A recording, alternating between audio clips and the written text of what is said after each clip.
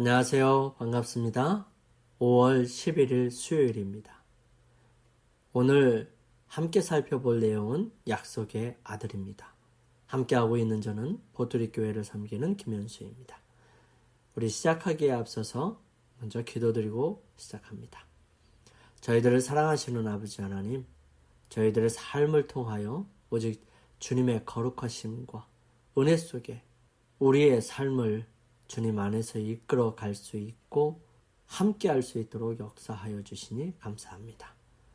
아버지 하나님, 이 아침 새로운 생명으로 시작할 때 오직 주님의 능력과 은혜를 붙들게 하여 주시며 혼란한 세상 속에서 진리를 통하여 굳건하게 분명한 원칙을 가지고 살아갈 수 있도록 축복하여 주시옵소서. 때때로 그 원칙이 융통성이 없고 많은 사람들의 마음속에 불쾌함을 가져올 수 있을지 모르지만 주님, 성령께서 함께하여 주심으로 그 마음과 생각을 주장하여 주셔서 바른 말을 또 많은 사람들의 마음을 어루만지면서 할 수 있는 저희 모두가 되게 도와주시옵소서.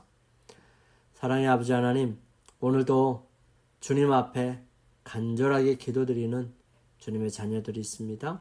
그 기도를 들어주시고 그 기도가 주님 안에서 이루어지게 하여 주시며 기도를 통하여 주님을 발견할 수 있도록 인도하여 주셔서 그들의 삶에 믿음의 돈독한 자라남이 있게 하여 주시옵소서. 아버지 하나님, 결코 주님을 잊지 않을 수 있도록 도와주시고 주님께서 역사해 주시고 은혜와 능력으로 채워주시는 그 모든 것들을 받아 감당할 수 있도록 축복하여 주시옵소서. 순간순간마다 언제나 함께 하시면서 저희들로 하여금 승리의 삶을 살아갈 수 있도록 인도하시는 우리 주님 예수 그리스도의 이름으로 이 모든 것들을 위하여 간절히 기도드립니다. 아멘. 마지막에 등장한 할례의 모습은 이스마엘뿐만 아니라 아브라함의 집에 있는 모든 남자를 포함했습니다. 모든을 뜻하는 콜이라는 단어가 4번 반복되지요. 하나님께서는 이처럼 모두를 포함한 배경 속에서 아브라함에게 아들을 주시겠다는 약속을 확인시켜 주시기 위해 다시 나타나십니다. 창세기 18장 1절에서 15절과 로마서 9장 9절에 있는 말씀을 살펴보겠습니다. 여호와께서 마므레 상수리 나무들이 있는 곳에서 아브라함에게 나타나시니라. 날이 뜨거울 때에 그가 장막문에 앉아 있다가 눈을 들어본즉 사람 셋이 맞은편에 서 있는지라. 그가 그들을 보자 곧 장막문에서 달려나가 영접하며 몸을 땅에 굽혀 이르되 내 주여, 내가 주께 은혜를 입었사오면 원하건대 종을 떠나 지나가지 마옵소서. 물을 조금 가져오게 하사 당신들의 발을 씻으시고 나무 아래서 쉬소서. 내가 떡을 조금 가져오리니 당신들의 마음을 상쾌하게 하신 후에 지나가소서. 당신들이 종에게 오셨음이니이다. 그들이 이르되 내 말대로 그리하라. 아브라함이 급히 장막으로 가서 사라에게 이르되 속히 고운 가루 세 스아를 가져다가 반죽하여 떡을 만들라고 하고 아브라함이 또 가축대에 있는 곳으로 달려가서 기름지고 좋은 송아지를 잡아 하인에게 주니 그가 급히 요리한지라. 아브라함이 엉긴 젖과 우유와 하인이 요리한 송아지 요리를 가져다가 그들 앞에 차려놓고 나무 아래 모셔 섬에 그들이 먹으니라. 그들이 아브라함에게 이르되 내 아내 사라가 어디 있느냐? 대답하되 장막에 있나이다. 그가 이르시되 내년 이맘때 내가 반드시 내게로 돌아오리니 내 아내 사라에게 아들이 있으리라 하시니 사라가 그 뒤 장막문에서 들었더라. 아브라함과 사라는 나이가 많아 늙었고 사라에게는 여성의 생리가 끊어졌는지라. 사라가 속으로 웃고 이르되 내가 노쇠하였고 내 주인도 늙었으니 내게 무슨 즐거움이 있으리요. 여호와께서 아브라함에게 이르시되 사라가 왜 웃으며 이르기를 내가 늙었거늘 어떻게 아들을 낳으리요 하느냐? 여호와께 능치 못할 일이 있겠느냐? 기한이 이를 때에 내가 내게로 돌아오리니 사라에게 아들이 있으리라. 사라가 두려워서 부인하여 이르되 내가 웃지 아니하였나이다. 이르시되 아니라 내가 웃었느니라. 로마서 9장 9절은 약속의 말씀은 이것이니 명년 이때에 내가 이르리니 사라에게 아들이 있으리라 하심이라. 손님들을 맞이한 아브라함의 모습 속에서 손님 대접에 관한 어떤 교훈을 배울 수 있을까요? 아브라함의 환대에 대한 하나님의 반응을 어떻게 설명할 수 있겠습니까? 무더운 여름 한낮에 아브라함은 조용한 풍경을 바라보면서 장만문에 앉아 있었습니다. 그때 그는 멀리서 새 행인들이 가까이 오는 것을 보았습니다. 그의 장막에 이르기 전에 행인들은 잠시 멈추어 그들이 갈 길을 의논하는 것 같이 보였습니다.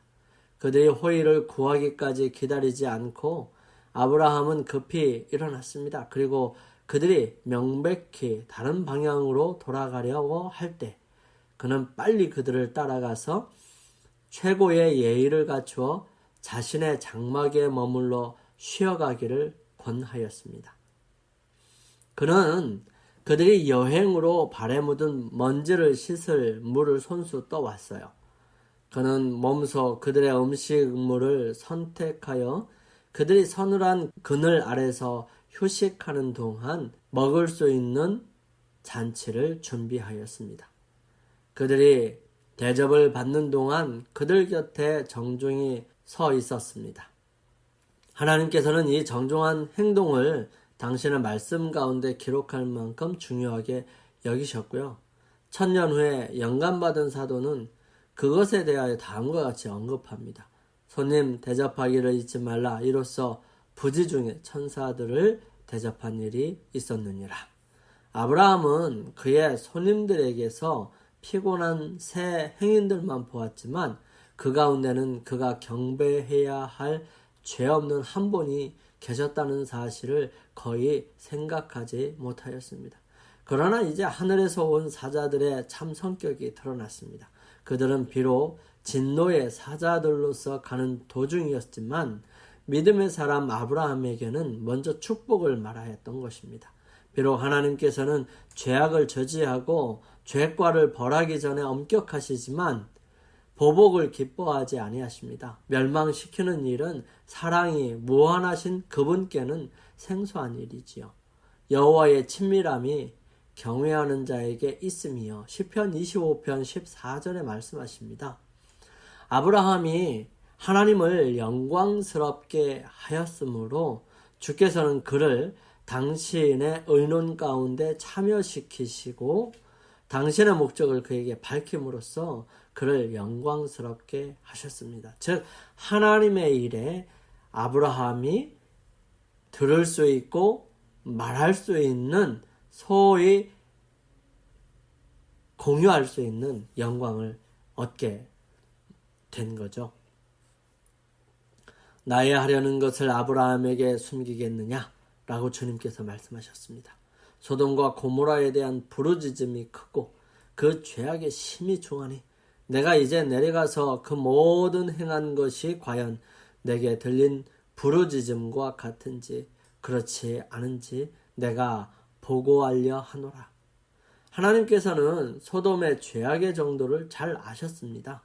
그렇지만 당신께서 처리하시는 일에 공의가 이해될 수 있도록 사람의 방법대로 당신 자신을 나타내셨습니다.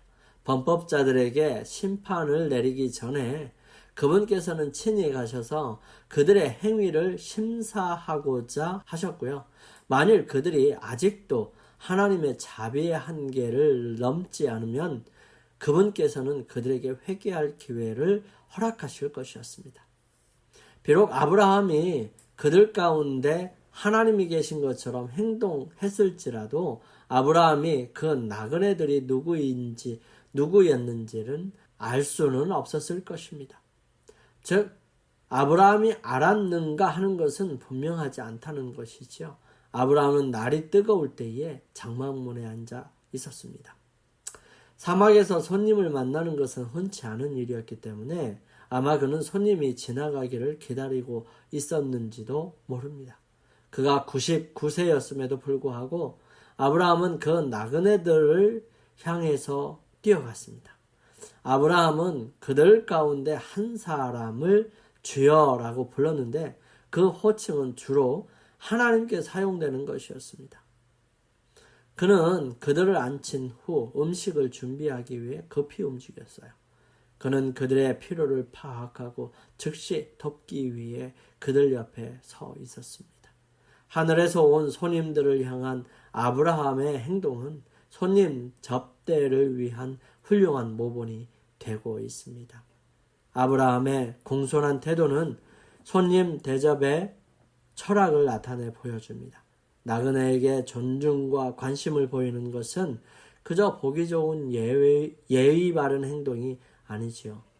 성경은 그와 같은 행동이 마치 하나님께 행하듯이 해야 하는 종교적인 의무임을 강조하고 있습니다. 이상하게도 하나님은 성경에서 부유한 사람이 아니라 배고프고 가난한 외국인으로 묘사됩니다. 다른 한편 하나님께서 인간 세상으로 들어오신 것은 인류를 향한 그분의 은혜와 사랑을 나타내 보여줍니다. 이와 같은 하나님의 나타나심은 우리로 하여금 하늘 보좌를 버리시고 인류에게 다가가기 위해 사람의 종이 되어 이 땅에 오실 그리스도를 기대하게 합니다. 이곳에 나타나신 하나님의 모습은 그분의 약속의 확실성을 보장합니다.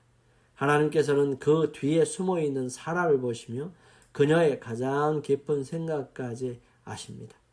하나님께서는 사라가 웃었음을 아셨고요. 웃음이라는 단어가 그분께서 하신 마지막 말이었습니다. 그녀의 회의적인 태도가 하나님께서 당신의 말씀을 성취하시는 자리가 되었다는 것이죠. 나그네를 대접한 아브라함의 행동은 손님 접대를 위한 모본이 되고요. 이 땅에 나타나신 하나님의 모습은 우리를 위해 이 땅에 오실 그리스도를 기대하게 합니다. 손님 대접에 대해서 조금 더 살펴보면 아브라함과 롯에게 허락된 특권은 우리에게도 주어져 있습니다. 하나님의 자녀들에게 대접하는 정신을 나타냄으로써 우리 역시 하나님의 천사들을 우리의 가정으로 영접할 수 있습니다. 오늘날도 천사들은 인간의 모습을 하고서 사람들의 가정에 들어와 그들에게 대접을 받습니다. 하나님의 얼굴 빛 가운데서 생애하는 그리스도인들은 언제나 보이지 않는 천사들과 동행하게 되고요. 이 거룩한 천사들은 우리의 가정에 축복을 남겨놓고 떠납니다. 대접하기를 좋아하는 것은 교회에서 책임을 맡아야 할 자의 특징으로서 성령께서 제시해준 조목 중에 하나입니다. 그리고 온 교회는 서로 대접하기를 원망 없이 하고 각각 은사를 받은 대로 하나님의 각양 은혜를 맡은 선한 청지기같이 서로 봉사하라고 베드로 사도는 전해줍니다. 너무 사귐성이 적고 가족 식탁에 두세 사람의 자리를 더 만드는 것을 생각하지 못하고 어쩔 줄 몰라 하거나 아니면 거창하게 차립니다. 어떤 이들은 너무 일이 많다고 불평하죠. 그러나 만일 특별한 준비를 못했지만 우리가 차린 식탁으로 환영합니다 라고 말하면 그런 불평이 나오지 않을 것입니다. 기대하지 않던 손님이 애써서 준비하여 맞은 손님보다 영접해준 사실에 대하여 훨씬 더 감사할 것입니다. 주님께 속한 시간을 다 잡아먹는 손님 대접 준비는 그리스도를 부인하는 것입니다. 이 일에 있어서 우리는 하나님의 것을 도적질하고 있습니다. 그리고 그로 인해 남들에게도 잘못하는 것입니다.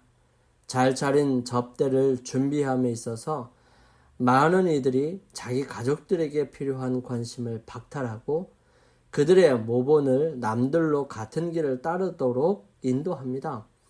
손님들을 대접하는 데 있어서 멋지게 하고자 하는 바람에 불필요한 걱정과 부담이 생기지요. 여러 종류의 음식을 만들고자 주부는 과로하게 되고요. 많은 종류의 음식을 준비하였기 때문에 손님들은 과식하게 되어 한편으로는 과로로, 다른 한편으로는 과식으로 인하여 고통과 질병을 얻게 됩니다. 이러한 거창한 잔치는 부담이고 손해입니다. 그러나 주님께서는 우리가 우리 형제들과 자매들의 유익을 위하여 우리가 보살핌을 베풀기를 원하십니다. 사도 바울은 이 점에 예증을 주셨습니다. 로마 교회에 그는 이렇게 말하였습니다. 내가 겐그리아 교회의 일꾼으로 있는 우리 자매 베베를 너희에게 천거하노니 너희가 주 안에서 성도들의 합당한 예절로 그를 영접하고 무엇이든지 그에게 소용되는 바를 도와줄지니 이는 그가 여러 사람과 나의 보호자가 되었음이니라. 베베는 사도를 대접했습니다.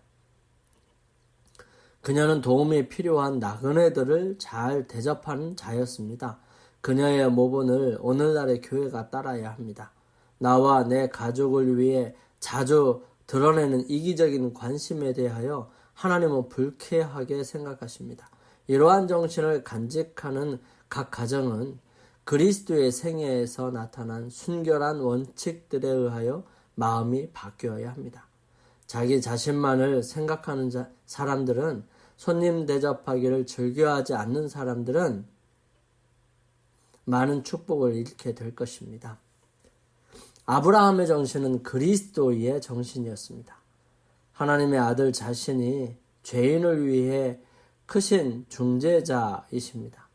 죄인의 구원을 위하여 값을 치르신 그분은 인간의 영혼의 가치를 아십니다. 티 없이 순결한 상태에서만 존재할 수 있는 그런 악에 대한 적개심과 함께 그리스도께서는 무한한 선만 품을 수 있는 사랑을 죄인에게 나타내셨습니다. 온 세상의 죄가 무거운 짐을 온 세상의 죄의 무거운 짐을 몸소 지시고 십자가에 못 박히신 고통 중에서도 그분께서는 당신 자신을 능욕하는 자들과 살해하는 자들을 위하여 아버지여 저희를 사하여 주옵소서 자기 하는 것을 알지 못하니이다 라고 기도하셨습니다. 영감의 교훈입니다. 하늘의 손님을 대접한 아브라함.